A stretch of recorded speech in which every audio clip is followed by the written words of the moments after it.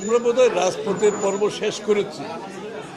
এখন দেশের মানুষের হাতে তাদের মালিকানা ফিরিয়ে দেওয়ার সময় আসছে এবং আমাদের প্রত্যেকটি দলের বিভিন্ন চিন্তা থাকবে, প্রত্যেকটি দলের নিজস্ব দর্শন থাকবে, ভাবনা থাকবে, ভবিষ্যৎ নিয়ে চিন্তা থাকবে। এটার একমাত্র পথ হচ্ছে জনগণের কাছে গিয়ে আগামী নির্বাচনে ম্যান্ডেট নিয়ে আপনারা যে যা চান সেটা করতে পারবে। আমাদেরকে তো জনগণের কাছে যেতে হবে, ম্যান্ডেট নিতে হবে, সবাইকে নিতে হবে। সুতরাং জনগণের কাছে না গিয়ে আমরা যে এখানে আবার আগের মতো ওই মানে গণতন্ত্র যদি বলতে বোঝায়, সেটা হচ্ছে গণতন্ত্রের সমর্থন নিয়ে আপনাকে পরিবর্তন করতে হবে।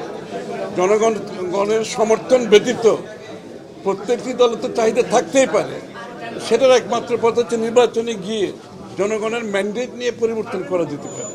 এর বাইরে কিছু করতে গেলে সেটা গণতন্ত্রকে বাধাগ্রস্ত করবে। বাংলাদেশের মানুষের বহুদিন পরে মালিকানা ফিরে পাওয়ার যে প্রত্যাশা, ভোটের মাধ্যমে একটা নির্বাচিত সরকার সংসদ গঠন করবে, যেটা যেই সরকার সংসদ জনগণের দায়বদ্ধ থাকবে, সেটা যত বিলম্বিত হবে দেশ তত বেশি বিপদগ্রস্ত হবে।